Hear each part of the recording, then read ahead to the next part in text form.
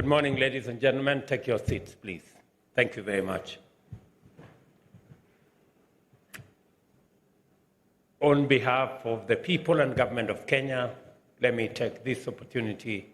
Your Excellencies, President Azali Osmani, the President of Comoros and Chair of the Africa Union Summit, President Isufu, the champion of SCFTA, ministers present, our Secretary General of SCFTA, members of the private sector, distinguished ladies and gentlemen, let me take this opportunity to welcome all of you to Kenya, to welcome all of you to the city of Nairobi, and to wish you very fruitful deliberations in this very important interaction between policymakers and our private sector in the context of the Africa Continental Free Trade Area, a mechanism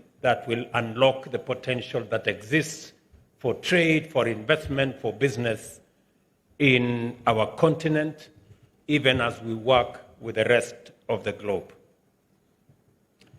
Allow me, before I invite His Excellency, the President of Comoros and our Chair of Africa Union Summit, to take this opportunity just to volunteer some information to you. Number one, for those of us who are coming from the rest of this continent and beyond, Nairobi is a very interesting city. It is the only city with a national park within maybe 10, 15 minutes of drive from your hotel room. And being a national park, it is not a zoo. So we have wild animals there. We have leopards, we have lions, we have elephants, we have cheetahs. So just so that we are all safe, sometimes these wild animals break off the fence, and you might meet some of this wildlife next to your hotel room. Please be careful because they are not domesticated. Number two, let me also volunteer some information to you. Scientists, and I am one of them, have proven with scientific data and information that Kenya has the earliest remains of man. This is where humanity began. The Turkana boy, which is a phenomenon that is documented by science as the earliest ever found remains of human beings on planet Earth, is right here in Kenya. And therefore it is correct for me to tell all of you, welcome home. This is where we all began. And my minister has informed me that somehow some of our officials made you to pay visas to come home. And he asked me to apologize, which I do. When one comes home, they don't pay to come home. And I want to promise you that that might be the last time you are looking for a visa to come to Kenya.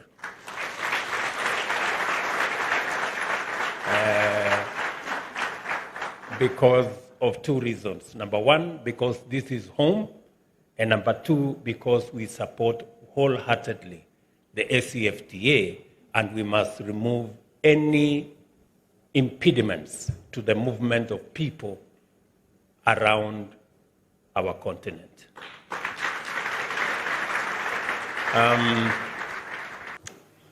Let me just take a few moments to recognize all of us leaders who are present here, and to again welcome you to Nairobi and Kenya to this historic meeting, because I am a great believer that we are at a historic juncture in world development in which Africa is emerging as a focal point of important global discourse. This is therefore a crucial opportunity for us in Africa to define the terms and conditions under which we shall pursue African self-sufficiency in order to actualize the African right to self-determination. I see this as an underlying expectation as well as the fundamental philosophy of the Africa we want. The cardinal aspirations underpinning the Africa Union's Agenda 2063 are the output of sustained deliberation.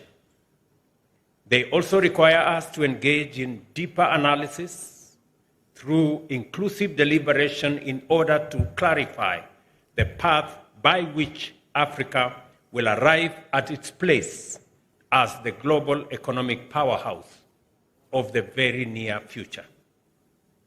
It often appears as though matters canvassed at the AU level are purely and exclusively intergovernmental.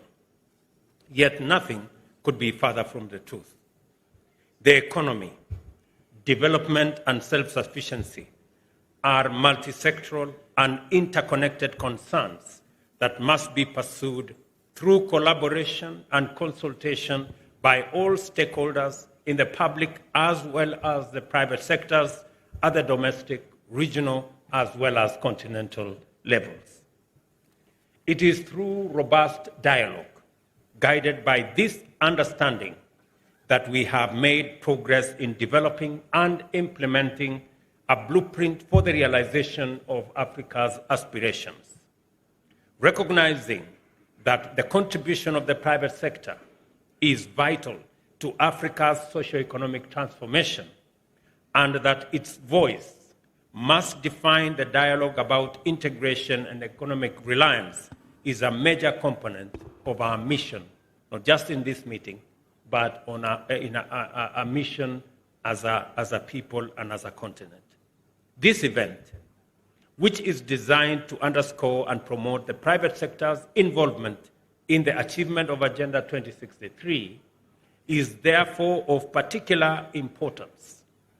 Everyone who has participated in organizing this event and everyone who is taking part in these proceedings is making a significant contribution in moving the agenda forward by enhancing the role of an indispensable dimension of development, the private sector. This is why I'm delighted and grateful that you have all honored our invitation to the African Private Sector Dialogue. I welcome you all to Kenya's capital city of Nairobi, and on behalf of the people of Kenya, extend a very warm welcome to you all. Coming at a time when the Africa Union heads of state and governments have set the pace for the effective implementation of the Africa Continental Free Trade Area, this dialogue provides a crucial forum for collective reflection on matters of vital significance. I am glad for this opportunity that we shall have at this dialogue to share experiences on past endeavors, to understand regional integration, assess the current status of ongoing processes, and use the best of our collective knowledge to forge the way into the future of African prosperity. The increasingly complicated, delicate, and uncertain geopolitical environment has exerted disruptive pressures upon global trading systems. Emanating from such diverse events as Brexit in 2016, whose effects continue to reverberate throughout world economies, the World Trade Organization's Doha negotiations that remain unconcluded, escalating protectionism, and more recently, the COVID pandemic and the Russia-Ukraine conflict, and of course, the climate crisis that we all face. The shocks and stresses arising from these events have exacerbated the vulnerability of African economies and intensified poverty and suffering. The Russia-Ukraine conflict alone has disorganized food and energy supply chains which serve our continent, causing acute shortage and driving commodity prices to unprecedented levels that are unaffordable to the majority of our people. This complicated crisis must alert us to the unacceptable reality that as matters presently stand, our economies and societies are prone to the negative impacts of events taking place in lands very far away from us.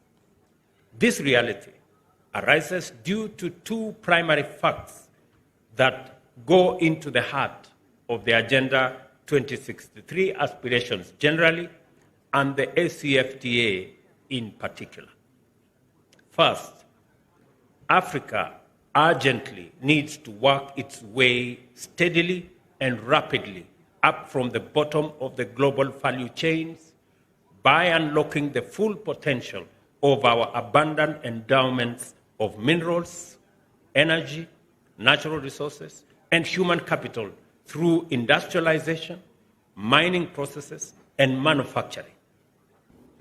We must be intentional and deliberate about rehabilitating our economy as a continent from these grave deficiencies in order to correct the obvious vulnerability that they cause. A little disruption in the supply chain causes major shocks of imports of commodities and export of the same. We have a highly promising opportunity to sustain a robust conversation about resilience, generate strong consensus regarding self-sufficiency, and design policies and strategies that will direct public and private investments towards competitive efficiencies, increasing employment, creating wealth, and making sure that we are less vulnerable as a continent. A major enabler of continental economic takeoff requiring considerable investment is infrastructure. Low infrastructure connectivity is a serious impediment of our ambition to realize Africa's full trade and economic growth potential. Consequently, this dialogue provides the perfect occasion to align government and private sector complementarity with the colossal demand for port, rail, road, and air transport, power and energy, as well as information communication and technology infrastructure. Here is the opportunity in more detail. With appropriate levels of connectivity, Africa's digital economy is projected at US dollars 180 billion by 2025, or 5.2% of the continent's GDP. That's just technology. And US dollars 720 billion by 2050, or 8.5% of African GDP. And here is the infrastructure demand in context. Lack of efficient transport networks increases the price of goods traded among African countries by between 30 and 40%, rendering Africa effectively uncompetitive and eliminating the opportunity for us to trade merely because of logistics. You've heard from my Minister for Trade that tea, which was supposed to take 3 weeks or less to get to Ghana, took 3 months. Because it didn't go to Ghana. It went the opposite direction first because of transport logistics. Bearing in mind that 16 African countries are landlocked, underdeveloped transport connectivity hampers intra-Africa trade and drives up the cost of imports and exports with regard to other parts of the world. To further illustrate this point, I remind you of the confinement, which I just said, of value-added Kenyan tea destined for Ghana, which left, and I was there with Wamkele, which left Nairobi on the 5th of October, but it got to the port of Tema in February the next year. The current level of lack of connectivity is a great impediment to our progress as a continent. And therefore, the Agenda 2063, which speaks with clarity on what type of infrastructure that we need to be able to connect our countries, eliminate the barriers that are erected by our boundaries, and human capital and human beings who hamper trade. These are unnecessary impediments to trade and investment in our region.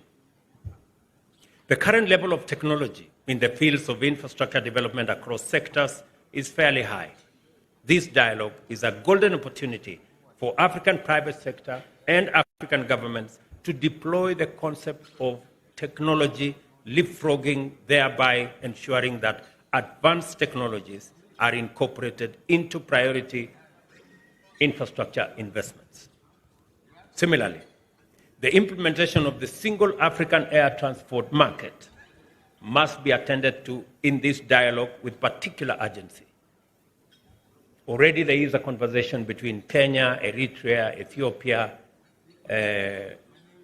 Rwanda, Uganda, on how we can consolidate our air transport and have a regional airline that can move people, that can move goods, that can move services across our region without the current unnecessary impediments caused by air transport fragmentation. Similarly, the implementation of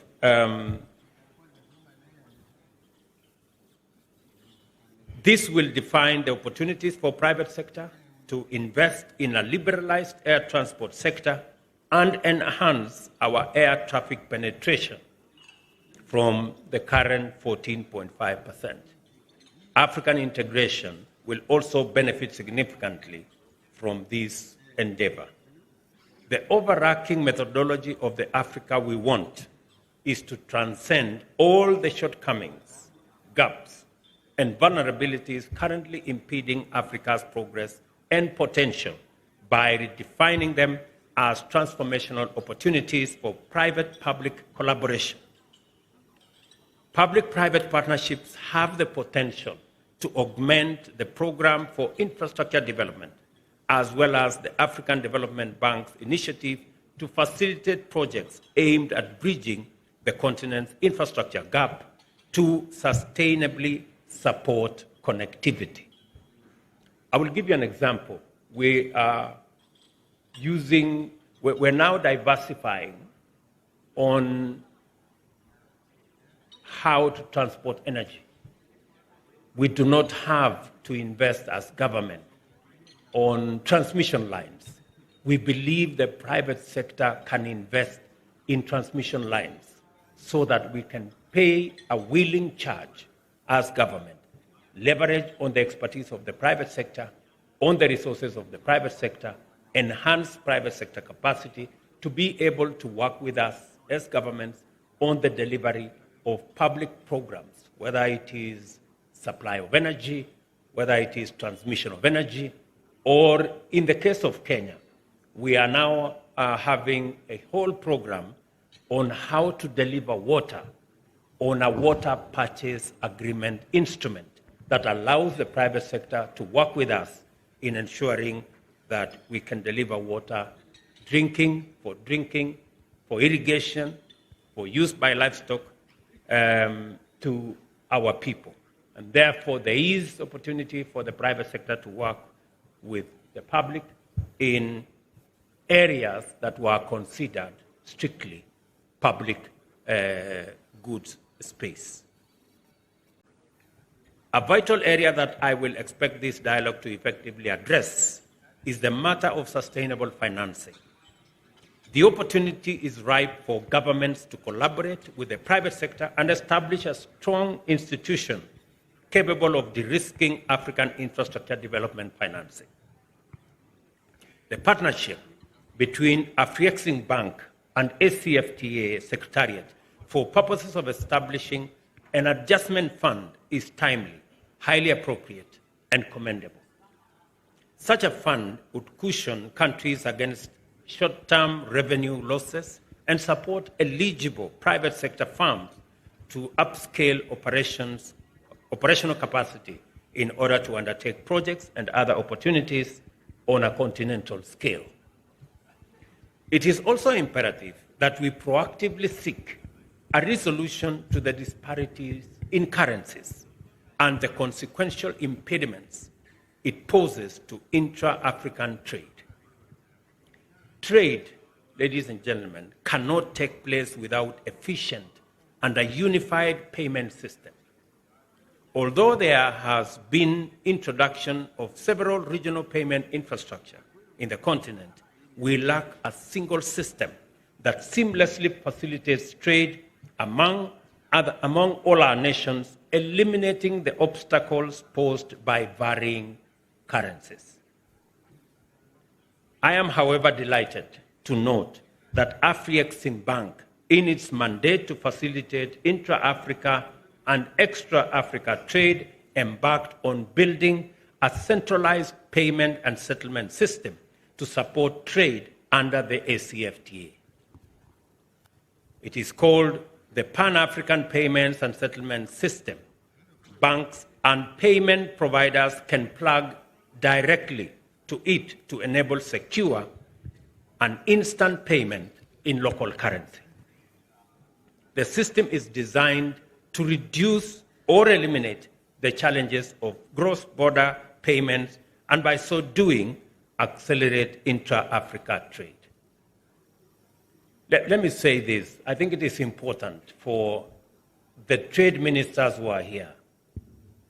We are all struggling, and all our businessmen are struggling, and our traders are struggling to make payments for goods and services from one country to another because of differences in currencies. And in the middle of all this, we are all subjected to a dollar environment. Kenyans want to pay for Tanzanian goods in dollars. Tanzania wants to pay for DRC goods in dollars. Egypt wants to pay. Why are we bringing dollars in the middle of our trade?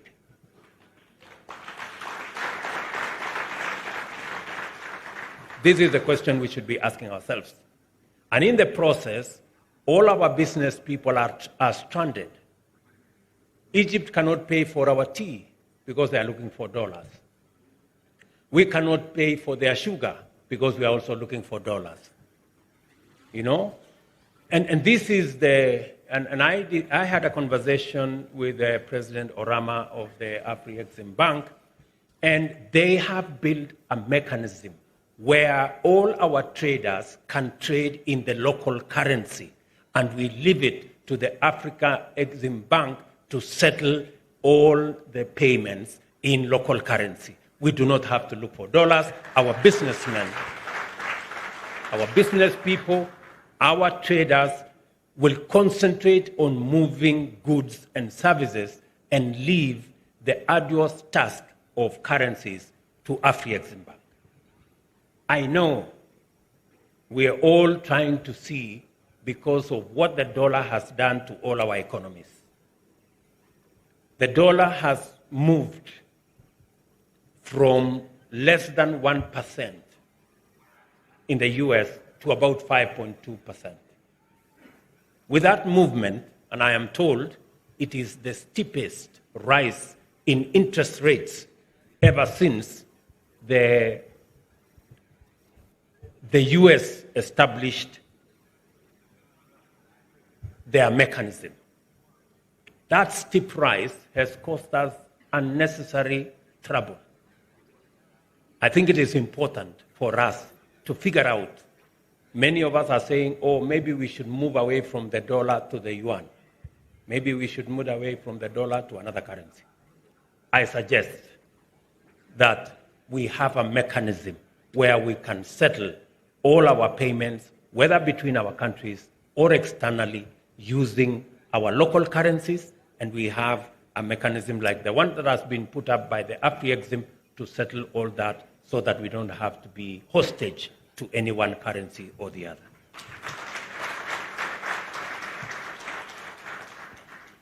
Without a single payment platform, payment instructions from one African country to another typically passes through several intermediary financial institutions, leading to increased costs, complications, problems, and unnecessary currency fluctuations, and ends up being a whole ecosystem of confusion.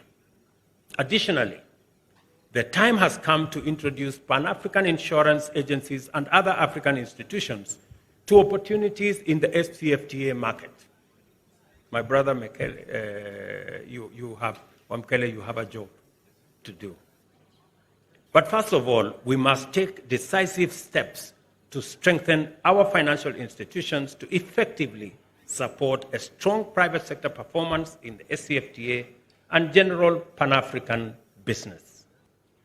There is an ample body of best practice from successful regional integration experiences, like the Association of Southeast Asian Nations and the Southern Common Markets, which establishes that the full benefits of regional trade agreements can only be maximized when member states prioritize trade facilitation, especially the ease of cross-border activity.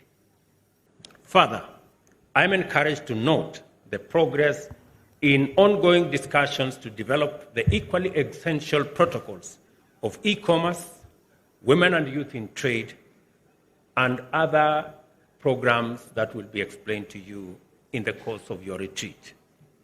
By these instruments, we underscore our commitment as Africa to inclusive trade that recognizes and empowers vulnerable and traditionally marginalized segments of the population who often bear the brunt of poverty, inequality, and underdevelopment, and signal as a continent our agenda to leverage ICT and the internet to accelerate trade and integration. Even as we appreciate the achievements in concluding these protocols, I recognize the outstanding issues, particularly as pertains the protocols on trade in goods and trade in services, that must be resolved for the efficient implementation of SCFTA. I am very confident that the men and women who are in this meeting, the 29 ministers present, and all the other delegations will be able to resolve these issues for the bigger picture for us to move into the future. These outstanding issues are the reason why the ministerial retreat has been convened. I encourage ministers to utilize this opportunity to make progress towards concluding these issues in a manner that is both consistent with the objectives of SCFTA, facilitates its efficient implementation, and is beneficial to our continent. Please, good people, do not let us down. We are banking on you because this progress is urgent, is necessary, and is important. As I do so, I take this opportunity to congratulate the countries which have taken the tremendous step of signing and ratifying the SCFTA, and to encourage those in the process of doing so to undertake this noble and historic mandate as soon as possible in order to pave way for the next global economic powerhouse, a seamless African market. This is also a chance to recognize that the guided trading initiative formulated to accelerate the implementation of the SCFTA did launch and that Kenya was among the earliest exporters under the initiative. Since then, a number of countries have joined the initiative and commenced their exports. I encourage those countries that have not yet joined the initiative to do so and explore the wonderful free trade possibilities that they will be able to promptly access. Further, I challenge our ministers as they deliberate on the most appropriate resolutions to the outstanding issues in connection with the protocols to envision a unified Africa and promote the creation of coherent regional value chains whose outputs will bear the proud Made in Africa distinction. This is how we will make it possible to market the continent abroad as a single investment area. Our ministers should also dedicate their full capacities to the continental imperative to shift away from primary production into value addition and advanced production in the context of a broader industrial base and product diversification. Similarly, you have been assigned the task of generating viable strategies to resolve Africa's connectivity deficit in order to overcome logistical barriers to trade. In respect of this assignment, and our chairman is here of AU, and I have the brief from my colleagues, heads of state, I encourage you to be ambitious and to demonstrate urgency. I hope our ministers are listening to me. I have been sent by your bosses. Please, don't let us down. Africa should be a hub for manufacturing. For example, active pharmaceutical ingredients, which are the main inputs for drugs and medicines, are plenty in our continent. Africa can be the source for all APIs. This ambition can and should be realized to cut down the cost of medicines and address our quality of healthcare. Many similar opportunities exist, and we must plan for these investments so that they can happen.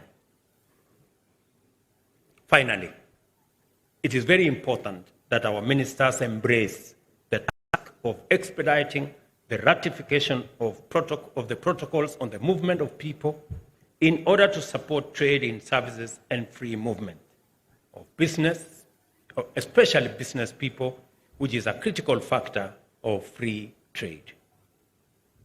And I want to urge all of us, in the presence of our chairman, that as we go forward, we have demonstrated sufficient political will as policymakers.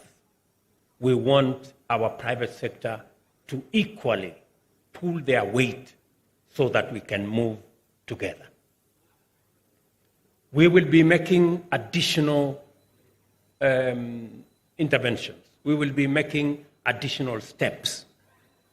We are considering, as AU, as heads of state, a mechanism where we can improve on the mechanism of the Africa Union, so that Africa Union can speak on certain matters for all of us as a continent. We can negotiate better if, as a continent, we can negotiate together. We should be able to negotiate together on matters trade. This is one area that countries must surrender some of its issues to the Africa Union the way the EU have done. We can do better than the EU. We can do better than other trading blocs. We have made the conscious decision that we want this continent to be the single trading market with a population by 2050 of 2.5 billion people and a GDP of $3.5 trillion. That commitment will unlock the tremendous potential that we have in this continent. And I am a great believer that the policymakers, the heads of state, will be able to provide the mechanism for us to be able to realize that great potential that exists in our continent. And secondly, we must also act together on matters of peace and security. It is not possible that this continent shall continue to be a place of conflict and war. What is going on in Sudan is unacceptable. What is going on in DRC is unacceptable. We must be able to work together so that we do not destroy our infrastructure, we do not destroy our resources, and we harness the full potential of the African young people for them to make progress, not make war.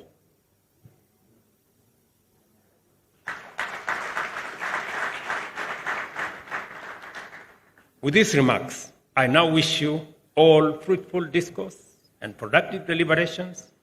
I will be most delighted to receive reports of a successful African private sector dialogue and ministerial retreat. I must hasten to encourage all our visitors to find time and experience the singular delight of amazing people, wonderful natural attractions, and scenic beauty, as well as the incomparable flora and fauna that makes up magical Kenya. The African Private Sector Dialogue and Ministers' Retreat is now duly launched.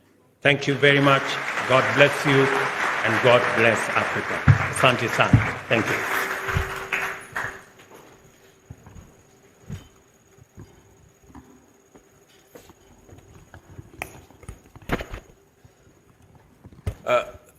Thank you very much, Your Excellency, for very wonderful remarks. A round of applause again to His Excellency the President. Your Excellency.